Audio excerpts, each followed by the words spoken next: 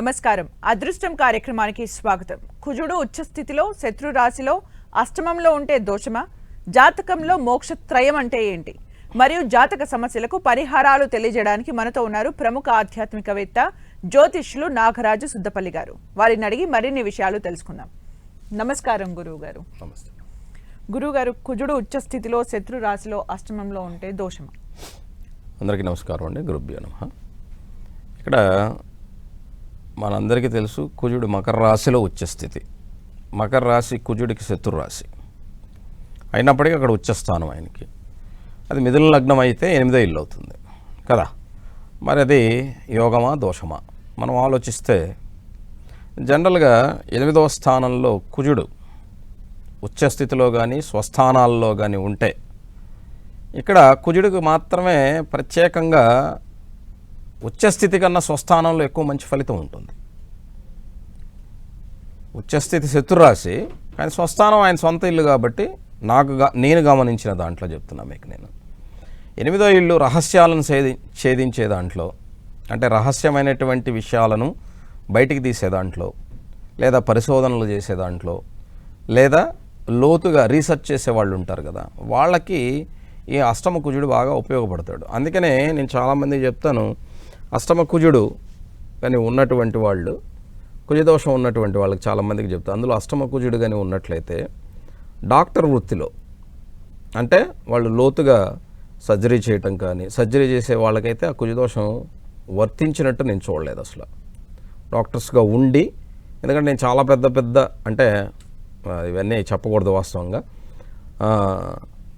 వాళ్ళ విషయాల్లో కూడా చూసినప్పుడు వాళ్ళు కుజదోషం ఉన్నటువంటి వాళ్ళు, మామూలుగా సామాన్యులుగా ఉన్నటువంటి వాళ్ళు, ఒక మిడిల్ క్లాస్ లేదా అబోవ్ మిడిల్ క్లాస్ లేదా బాగా డబ్బులు ఉన్న వాళ్ళైనా డాక్టర్స్ కాకపోయి ఉంటే వాళ్ళ దోషాన్ని చూసాం. వాళ్ళు విడిపోవటాలు ఇంకోటి రకరకాలుగా ఉన్నటువంటి, అని ఒక డాక్టర్స్గా ఉన్నటువంటి వాళ్ళు, లేదా పోలీస్ డిపార్ట్మెంట్లో ఉన్నవాళ్ళు, ఆర్మీలో ఉన్నటువంటి వాళ్ళకి ఈ కుజుడు యోగాన్ని కలుగజేశాడు. అంటే రహస్యమైనటువంటి వాటిల్లో ఉండేటువంటి వాళ్ళకి, పరిశోధనలు చేసేటువంటి వాళ్ళకి 8వ స్థానం అద్భుతంగా పనిచేస్తుంది. మిగతా వాటిల్లో అది అంత గొప్పగా ఫలితాన్ని కలగజేయలేదు, ఎందుకంటే సహజంగానే కుజుడు అష్టమంలో దోషకారకుడు. కానీ ఉచ్చస్థితిలో ఉన్నప్పుడు ఈ రకంగా నేను చెప్పినటువంటి రకంలో మంచి దీర్ఘాయువుని కలగజేస్తాడు, అలాగే అద్భుతమైనటువంటి శక్తిని కలగజేస్తాడు. సంసార విషయంలో వాడికి అసంతృప్తి ఉన్నప్పటికీ కూడా తినగలిగిన వాడికి ఆకలి ఉన్న వాడికి దొరకదంటారు కదా, అలాగా ఆకలి కూడా ఆకలి తీరదనమాట. అలాంటి స్థితిలో ఉంటుంది. కాకపోతే ఆ దోషం ఉంటుంది, ఉండకుండా ఉండదు. దాన్ని వేరే రకంగా మనం ఆ పరిశోధనలు లేకపోతే రీసెర్చ్ లాంటి వాటికి లోతైనటువంటి పరిజ్ఞాన విషయాలు వాటిల్లో కానీ వెళ్ళే వాళ్ళకి ఈ దోషం వర్తించదు. ఫస్ట్ కాల్ సిద్ధనాథం గారు రెడీగా ఉన్నారు. నమస్కారం అండి. నమస్తే మేడం. ఎవరి గురించి తెలుసుకోవాలనుకుంటున్నారు? నా గురించే మేడం. డేట్ ఆఫ్ బర్త్ చెప్పండి. 5 ఫిబ్రవరి 1986. 5 ఫిబ్రవరి 1986. టైం అండి? 6:30 మేడం, ఉదయం 6:30. ప్లేస్ అండి? తాడిపత్రి దగ్గర విలేజ్ మేడం, అనంతపూర్ డిస్ట్రిక్ట్. మాట్లాడండి గురువు గారితో. చెప్పండి. నమస్తే గురువు గారు. నమస్తే అండి, చెప్పండి. నేను ఫిజికల్ ఛాలెంజ్డ్ గురువు గారు. నాకు ఇంతవరకు జాబ్ రాలేదు, పెళ్లి కాలేదు. ఆరోగ్యం ఎలా ఉంటుందో తెలుసుకోవాలనుకుంటున్నాను. మీరు చెప్పింది వినపడలేదు, ఒక్కసారి మొదట. అదే. నమస్తే గురువు గారు. నమస్తే. నేను ఫిజికల్ ఛాలెంజ్డ్. ఓకే. పెళ్ళి అవ్వలేదు, ఉద్యోగం రాలేదు, నా ఆరోగ్యం ఎలా ఉంటుంది? నమస్తే. ఏం పేరు మీ పేరు? ప్రసాద్, సిద్ధనాథం ప్రసాద్. ప్రసాద్ గారు. అవును సార్. మీది మకర లగ్నం.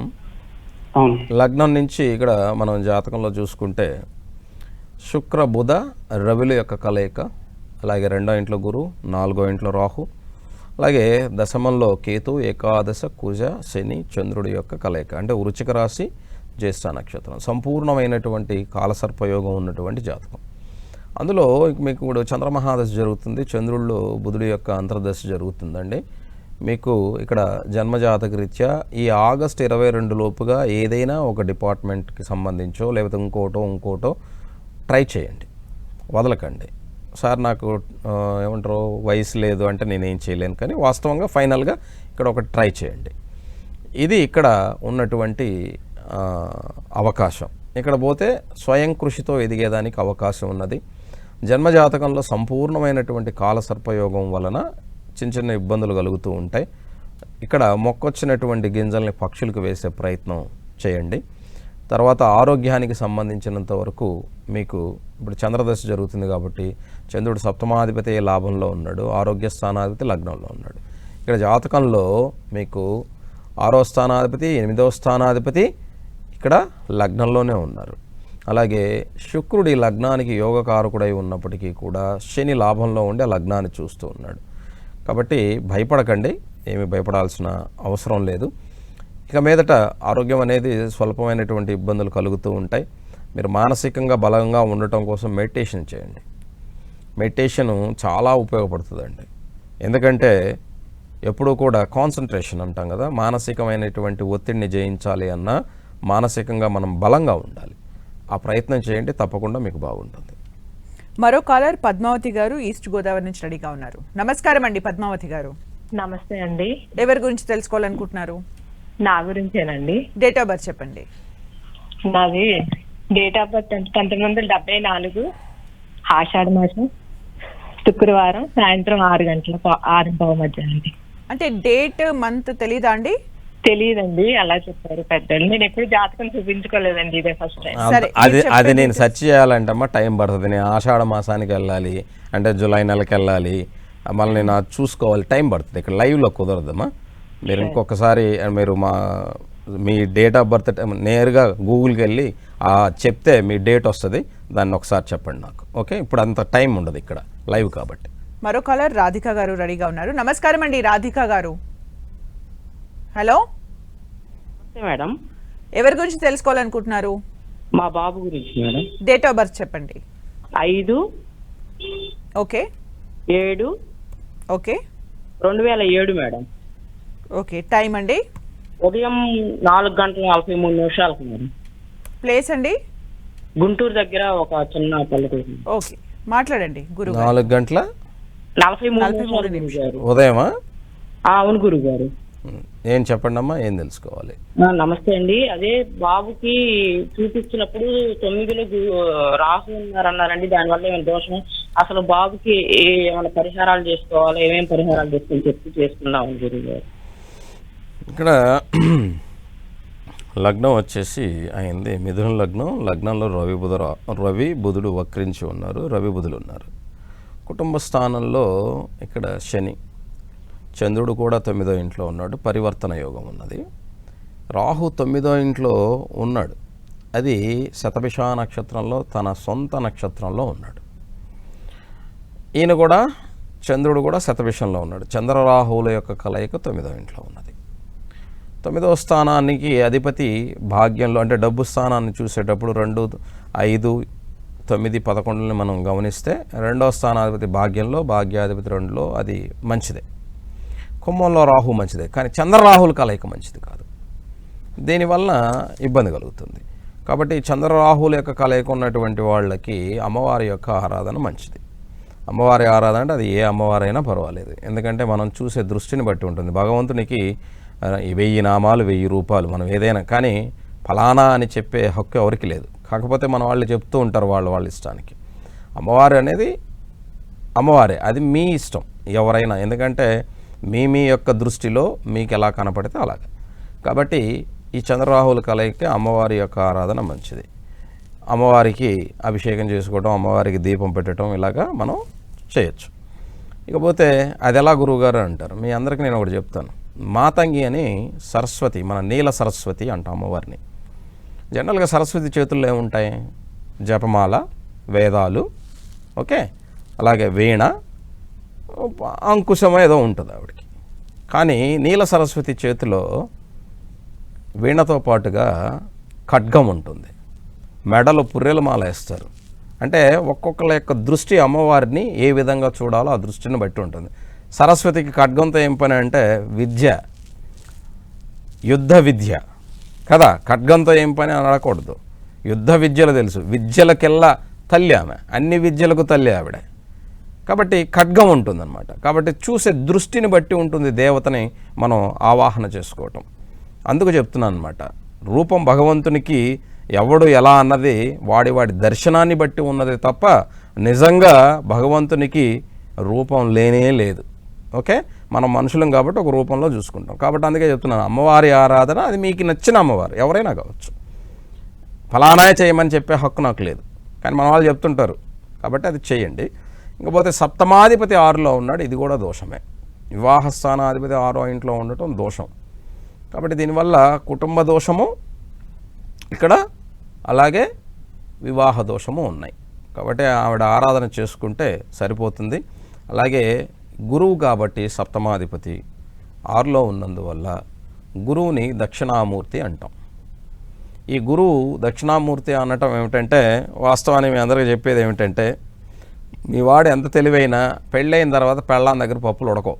మౌనం వహిస్తే వాడి జీవితం హాయిగా ఉంటుంది, సంబంధం లేకుండా. భార్య ఎన్ని మాట్లాడుతున్నా చెవిలో సీసం పోసినవాడు ఉంటాడు చూసావు, అలా ఉండాలి. అలా ఉంటే వాడి కుటుంబం బాగుంటుంది. లేదు మా వాడిని ఇలా అంటావని మీరంటారైనా, నన్ను అంటావని వాడన్నా, వాడి కుటుంబంలో నువ్వు ఎన్ని పూజలు చేసినా ఏం చేసినా అది ఉండదు. ఇది మీకు క్లియర్గా చెప్తున్నా. అందుకే పరిహారము అంటే మనం మారాలి. నీకు ఒకటి కావాలంటే ఒకటి వదలాలి. నీకు పంట కావాలంటే విత్తనాలు వదలాలి. అమ్మో గుప్పిడి విత్తనాలే ఉన్నాయి, నేను వదిలితే అట్లాగా ఈ గుప్పిడి నాకు కావాలని ఇప్పుడు తిన్నావు అనుకో, రేపు బస్తా ఒడ్లు రావు కదా. కాబట్టి ఒకటి కావాలంటే ఒకటి వదలాలి. ఇది చేసి మనం పరివర్తన చేస్తే ఖచ్చితంగా మారుతాం. మారితే జీవితాలు బాగుంటాయి. ఇది ఎవరికి చెప్పినా వినట్లేదు. అందరూ పరిహారాలను అడుగుతారు. చేసిన తర్వాత అది అవ్వలేదు. ఎవడు అడగమన్నాడు, ఎవడు చేయమన్నాడు మిమ్మల్ని? మనం మారితే సరిపోద్దని చెప్తున్నా. అది వినరు ఎవరు కూడా. దయచేసి గుర్తుపెట్టుకోండి, పరిహారము అంటే ఈయన చెప్పడు. ఎందుకు జరగని కాడికి ఎందుకు చెప్పండి? విత్తనాలు వదలరు మీరు, కానీ పంట కావాలంటే ఎక్కడి నుంచి వస్తుంది? కాబట్టి మీ అందరికి చెప్పేది ఏంటంటమ్మా, దయచేసి పరిహారం కావాలనుకునే ప్రతి ఒక్కరూ ముందు మీరు మారండి. మీ మనసును మార్చుకోకుండా మీరు 1,00,000 గోవుల్ని దానం చేసినా ఆ పుణ్యఫలం కొంచెం కూడా మీకు రాదు. మీరు మంచి మనసుతో పిడికిడి గింజలు పెట్టినా కూడా ఆ పుణ్యం చాలా గొప్పగా ఉంటుంది. ఇది నిజం. ఎందుకంటే యద్భావం తద్భవతి అని శాస్త్రం చెప్తుంది. నువ్వు ఎలా ఉంటే నీకు మంచి ఫలితం ఎలా కావాలో అలా వస్తుంది. నువ్వు ఎలా ఉన్నావో అదే ఫలితం నీకు తిరిగి వస్తుంది. కాబట్టి ఎన్ని చేసినా ఏం చేసినా ముందు మనం మారాలి. మారితే ఖచ్చితంగా బాగుంటుంది. మరో కాలర్ స్వర్ణలత హైదరాబాద్ కుక్కట్పల్లి నుంచి రెడీగా ఉన్నారు. నమస్కారం అండి. నమస్కారం. ఎవరి గురించి తెలుసుకోవాలనుకుంటున్నారు? మా పాప గురించి. డేట్ ఆఫ్ బర్త్ చెప్పండి. 1991. ఫస్ట్ డేట్ చెప్పండి. డేట్ మే 28 మే 1991. ఓకే. టైం అండి? మా రాత్రి 1:05 పుట్టింది. మార్నింగ్ 5.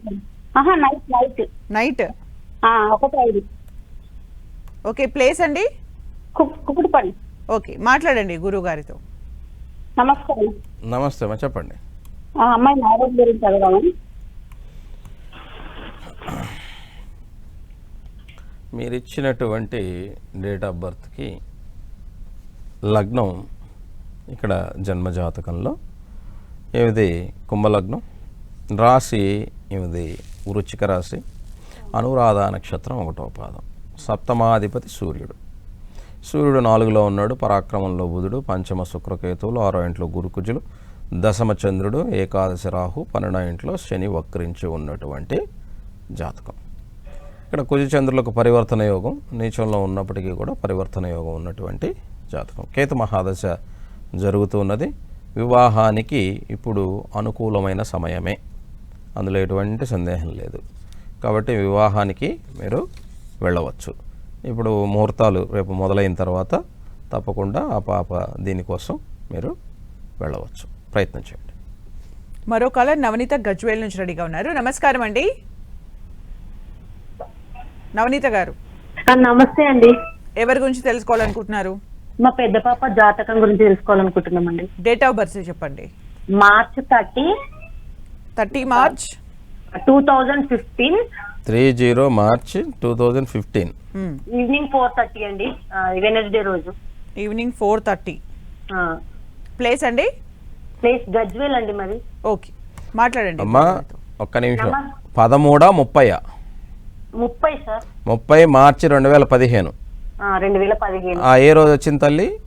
అది బుధవారం రోజు గురువు గారు. కాదు, సోమవారం ఆ రోజు, కాబట్టి డేట్ ఆఫ్ బర్త్ తప్పు. లేదండి, బుధవారం రోజు అండి. మరి 30 మార్చి 2015 సోమవారం తల్లి. ఓకేనండి. మరి మీరు డేట్ ఆఫ్ బర్త్ మీరు అందుకే అంటున్నాను, బుధవారమా సోమవారమా తేల్చండి. ఓకే. ఎందుకంటే 30 మార్చి 2015 సోమవారం. ఓకేనండి. ఈవినింగ్ అండి మా 4:30కి. సరే 4:30 అది కరెక్టే, దానికి నేనేం అనట్లేదు, అందుకే అడుగుతుంది. 13 30 అని అడిగింది, అందుకే 30 మార్చి అది 2015 సోమవారం అవుతుంది, బుధవారం కాదు. ఒకవేళ మీరు తప్పు చెప్తే నేను తప్పు చెప్పినట్టే, అంతే.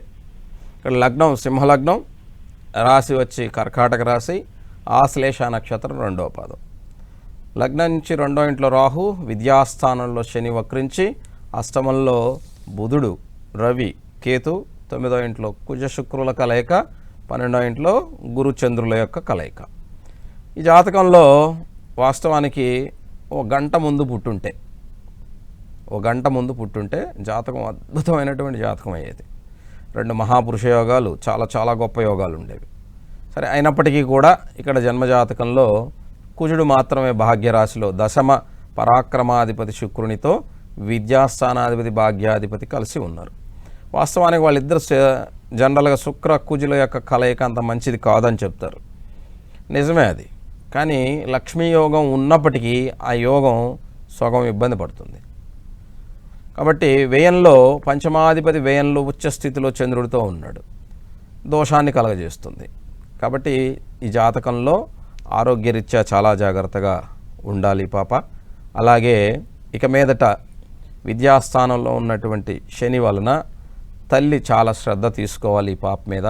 ఎందుకంటే 6వ స్థానాధిపతి 4లో ఉన్నారు కాబట్టి ఖచ్చితంగా శ్రద్ధ తీసుకోవాలి, తల్లి ఆరోగ్యం బాగా చూసుకోవాలి. ఓకే అమ్మా. అలాగే వచ్చేటువంటి కేతు దశ, అష్టమంలో కేతు పాపగ్రహం ఉండటం అది యోగాన్ని ఇస్తుంది కేతు దశలో. ఇక మీదట 7 సంవత్సరాల పాటు ఈ పాప, అంటే 18 సంవత్సరాల వయసు వచ్చేంత వరకు తల్లి చాలా జాగ్రత్తగా ఉంటూ పాపను బాగా చాలా జాగ్రత్తగా చూసుకోవాలి. ఎందుకంటే జాతకంలో కొంచెం స్వల్పమైనటువంటి ఇబ్బందులు ఉన్నాయి. తర్వాత బాగా చదువుకోగలిగేదానికి అవకాశం ఉంటుంది, దాన్ని కల్పించండి. కాబట్టి దయచేసి ఈ వచ్చేటువంటి 7 సంవత్సరాల కాలం చాలా జాగ్రత్తగా ఉండాలి. అందుకని కేతువు జనరల్గా మనకి విఘ్నేశ్వరుని యొక్క ఆధీనంలో మూలాధారంలో ఉంటాడని చెప్తారు. మూలాధార చక్రం, ఈ కుండలిని శక్తి ఆ పాపకి అవసరం లేదు. ఇప్పుడు కావాలంటే ప్రయత్నం చేసుకోవచ్చు ఏదైనా గురువు ద్వారా. మీరు మాత్రం చాలా జాగ్రత్తగా ఆ పాపని చూసుకోవాలి. ఆరోగ్య విషయంలో మీ ఆరోగ్యం కూడా జాగ్రత్త. ఈ కేతు దశ అన్నంత వరకు చాలా జాగ్రత్త. మరో కాలర్ రాజు వరంగల్ నుంచి రెడీగా ఉన్నారు. నమస్కారం అండి రాజు గారు. నమస్తే. ఎవరి గురించి తెలుసుకోవాలనుకుంటున్నారు? నా గురించి. డేట్ ఆఫ్ బర్త్ చెప్పండి. ఆగస్టు 3, 92. ఇయర్ చెప్పండి. 92. ఓకే. టైం చెప్పండి. రాత్రి 9 గంటలకు, సోమవారం. ప్లేస్ అండి? వరంగల్. ఓకే, మాట్లాడండి. చెప్పండి రాజు గారు. సార్ నమస్తే. నమస్తే సార్, నా గురించి నీ గురించే ఏం చెప్పమంటావు? ఏం తెలుసు? క్వశ్చనే కదా, ఒక్క క్వశ్చన్కే కదా ఇక్కడ. చెప్పండి సార్. మ్యారేజ్ అయ్యి 4 years అవుతుంది సార్. సంతానం గురించి తెలుసుకోవడం గురించి. అంతే. ఓకే. ఇక్కడ కుంభ మీన లగ్నాల సంధిలో జాతకం ఉంది, కానీ కుంభలగ్నంలో ఉంది. దీనివల్ల 4వ ఇంట్లో కుజుడు దోషంలో, పంచమంలో కేతు దోషంలో. ఓకే, పంచమ కేతు. అయితే కేతు మృగశిర నక్షత్రంలో ఉన్నాడు కాబట్టి నేను చెప్తానంటే సుబ్రహ్మణ్యేశ్వర స్వామి ఆరాధన చేయండి. కుజు దోషం కూడా ఉంది కాబట్టి సాక్షాత్ సుబ్రహ్మణ్యేశ్వరుడే కొడుకుగా భావించి పూజ చేయండి తప్పకుండా. ఎందుకు చెప్తున్నానంటే ఇది అనుభవంతో మీ అందరికీ నేను ఒక విషయం ప్రస్తావించాలి. విజయవాడలో 1 టౌన్లో కోమలా విలాస్ సెంటర్ నుంచి పైకి వెళ్తే సుబ్రహ్మణ్యేశ్వర స్వామి గుడి ఉంటుంది ఒకటి. అక్కడ సుబ్రహ్మణ్యేశ్వర స్వామికి నిత్యం పూజ చేసేటువంటి ఒక పూజారి గారు ఉంటారు. ఆయన నిత్యం పూజ చేస్తాడు, ఆయనకి అభిషేకాలు అవన్నీ. అక్కడ విగ్రహం ఎలా ఉంటుందో చిన్నప్పుడు వాళ్ళ అబ్బాయి సాక్షాత్ అలాగే ఉండేవాడు. తర్వాత ఎన్నో రోజులు పుట్టిన తర్వాత ఆ పిల్లవాడు. ఎందుకంటే మనం భగవంతుణ్ణి ఏ రూపంలో కొలిస్తే ఆ రూపంలో మనకి ఖచ్చితంగా అవకాశం ఇస్తాడు. ఆ రూపంలో కనపడతాడు, ఆ రూపంలో మన ఇంట్లో మన బిడ్డగా ఉంటాడు. ఇది నేను చూడకుండా చెప్పట్లేదు, నేను చిన్నప్పుడు చూసేవాడిని. నేను వెళ్ళేవాడిని ఆ గుడికి, నేను విజయవాడలో ఉన్నప్పుడు. అందువల్ల నాకు తెలుసు అనమాట. అచ్చం వాళ్ళ అబ్బాయి ఆ విగ్రహం ఎలా ఉంటుందో వాళ్ళ అబ్బాయి కూడా చిన్నప్పుడు అలాగే ఉండేవాడు. కాబట్టి భగవంతుణ్ణి ఇది నిజమా అంటే చూసిన వాడిని కాబట్టి చెప్తున్నాను. ఇది చాలామందికి తెలుసు. కోమలా విలాస్ ఉండే గుడికి పైన ఉండే కొండ మీద గుడికి వెళ్ళే వాళ్ళకి ఖచ్చితంగా పూజారి గారు తెలిస్తే వాళ్ళ అబ్బాయి ఎలా ఉంటాడు చిన్నప్పుడు వాళ్ళందరికీ తెలుసు. ఎందుకంటే ఆ కుర్రాడు అక్కడే ఉండేవాడు, అప్పుడప్పుడు చూసేవాళ్ళం మేము. అందుకు చెప్తున్నాను. ఎందుకంటే భగవంతుణ్ణి మనం ఏ దృష్టితో చూస్తే, తండ్రి అనుకుంటే తండ్రిలాగా, బిడ్డ అనుకుంటే బిడ్డలాగా. అందుకే చాలామంది చాలా రకాలుగా భగవంతుని దర్శించారు, భగవంతుని ప్రేమించారు, భగవంతుని అదే రూపంలో ఐక్యమయ్యారు. కాబట్టి భగవత్ తత్వానికి ఎటువంటి ఆధారం అంటే నీ అనుభవము, నీ యొక్క తృప్తి, నీ మానసిక స్థితి ఆధారం. అంతే తప్ప ఆధారాలు ఎవడు చూపించలేడు కదా. కాబట్టి ఏవో పురాణాలు ప్రమాణంగా చూపిస్తే అది సైన్స్ కాదంటారు. కానీ నీ ఆత్మ సాక్షి ఉందే, నీ యొక్క అనుభూతి ఉందే, అది ఎవ్వడికి చెప్పాల్సిన పని లేదు. అదే నీ ఆధారం, అదే నిన్ను నడిపిస్తుంది. కాబట్టి ట్రై చేయి. గురు మహాదశ జరుగుతుంది. గురువు సప్తమంలో శుక్రునితో కూడా ఉండటం, అష్టమంలో చంద్రుడు ఉన్నాడు ఇక్కడ జాతకంలో. 6వ స్థానాధిపతి అష్టమంలో, అష్టమాధిపతి 6వ ఇంట్లో, ఏకాదశి రాహు 12వ ఇంట్లో శని. ఇప్పుడు గురుదశ జరుగుతుంది. గురువు సప్తమంలో, లాభ ధనాధిపతి సప్తమంలో ఉన్నాడు. కాబట్టి ఇద్దరు డాక్టర్ని కలవండి, వైఫ్ అండ్ హస్బెండ్. ఏదన్నా మెడిసిన్ ఉంటే డాక్టర్ని అడిగి తీసుకోండి. కానీ సుబ్రహ్మణ్యేశ్వర స్వామి ఆరాధన ఆయన్ని చేయండి, తప్పకుండా బాగుంటుంది. మరో కాలర్ సందీప్ హైదరాబాద్ నుంచి రెడీగా ఉన్నారు. నమస్కారం అండి సందీప్ గారు. నమస్తే అండి. ఎవరి గురించి తెలుసుకోవాలనుకుంటున్నారు? నా గురించే అండి. డేట్ ఆఫ్ బర్త్ చెప్పండి. 28/4 ఓకే. 1990. టైం అండి? ఉదయం 11:50 అండి. ప్లేస్ అండి? సూర్యాపేట అండి. మాట్లాడండి గురుగారు. చెప్పండి. నమస్కారం అండి గురుగారు, బాగున్నారండి? బాగున్నాను మా, మీరు ఎలా ఉన్నారు? నేను బాగున్నాను. ఇంతకుముందు టోరీలో మాట్లాడాను, గుర్తుపెట్టారనుకుంటున్నాను. అవును, చెప్పండి. వివాహం అయితే ఇంతవరకు కాలేదు గురుగారు. కెరీర్ పరంగా కూడా అంతగా లేదు, ఇబ్బందిగా ఉంది. వ్యయాధిపతి దశమాధిపతి వేయంలో ఉన్నాడు కానీ నాన్న, సంపూర్ణ కాల సర్పదోషం ఉంది. శని రాహుల కలయిక గురించి రోజు చెప్తా ఉంటాను నేను ఈ షోలో, నువ్వు వినుంటే. ఓకే, శని రాహువుల కలయిక సప్తమంలో ఉన్నది. మకర రాహు చెడ్డవాడు. నేను ఎన్నోసార్లు చెప్పాను చాలామందికి, నీకు కూడా చెప్పి ఉంటాను, చెప్పకుండా ఉండను. సంపూర్ణమైనటువంటి సర్పయోగం ఉన్నటువంటి జాతకం. ఓకే, శని యోగాన్ని ఇచ్చినా కూడా రాహు విధ్వంసాన్ని ఇస్తాడు. శని న్యాయంగా ఉన్న, రాహు కోరికల వలయం అన్నమాట. కాబట్టి ఇది ఇబ్బంది కలగజేస్తాడు. ఇక మీదట వివాహం అవ్వలేదని నువ్వు అంటున్నావు కాబట్టి, అంటడం ఏముంది, అవ్వలేదు కదా. ఈ సర్పదోషానికి పరిహారం చేసుకొని ఉంటే ఓకే. ఇక్కడ జాతకంలో నీకు ధనాధిపతి జాతకంలో 10వ ఇంట్లో రవి ఉచ్చస్థితిలో, ఇక్కడ కలిగి ఉన్నాడు. గురు భాగ్యాధిపతి నీకు వ్యయంలో ఉంది. అష్టమంలో కుజుడు శుక్రుడు ఉన్నాడు. కుజదోషంతో పాటు శని రాహులు ఇది ఉంది. కానీ రవి బుధుల కలయిక దశమంలో ఉన్నప్పుడు ఖచ్చితంగా అది యోగం ఇవ్వాలి, లగ్నాధిపతి లాభంలో ఉన్నప్పుడు, ఎందుకంటే శాస్త్రరీత్యా. కాబట్టి ఇంకా నీకు అవకాశాలు ఉంటే ప్రయత్నాలు చేయకుండా వదలమాక, నీకు బాగుంటుంది. బాగుండకుండా ఏం లేదు. ఎందుకంటే లాస్ట్ మినిట్ వరకు కూడా పనిని ఆపకూడదు. మృగశిరా నక్షత్రం కాబట్టి ఇప్పుడు గురువు బాగానే ఉన్నాడు నీకు. నువ్వు పుట్టినప్పుడు గురువు ఎక్కడున్నాడు, ఇప్పుడు కూడా ఆయన అక్కడ గురువు ఉండటం జరిగింది. కాబట్టి దయచేసి నేనేం చెప్తానంటే, జాతకానికి కాలసర్పయోగం ఉండటం వల్ల కాలభైరవుణ్ణి ఆరాధించటం, అలాగే సర్పదోషానికి ఎక్కడెక్కడో చేస్తూ ఉంటారు, అది ఏదన్నా నమ్మకం ఉంటే నువ్వు చేసుకోవచ్చు. నేనేం చెప్తానంటే శ్రీశైలం ఒక్కసారి వెళ్ళిరా. శ్రీశైలంలో ఉన్నటువంటి వృద్ధ మల్లికార్జునేశ్వర స్వామి వారికి తప్పకుండా అనుగ్రహంతో బాగవుతుందని అనుకుంటున్నాను. ఇది ఈ జాతకంలో గురుదశ అయిపోతుంది. 2029కి గురుదశ అయిపోతుంది. ఈ లోపే నువ్వు ఏదైనా సాధించగలగాలి. ఖచ్చితంగా నీకు ఇక్కడ అవకాశం ఉంటుంది, ప్రయత్నం చేయి. ధన్యవాదాలు గురుగారు. నేను అడిగిన ప్రశ్నకి అలాగే కాలర్స్కి కూడా ఆన్సర్ చేసినందుకు థ్యాంక్ యూ సో మచ్ గురుగారు. నమస్తే. చూశారు కదండి, ఇది వాటి అదృష్టం కార్యక్రమం. మరో అంశంతో మళ్ళీ కలుద్దాం. Keep watching 10 TV.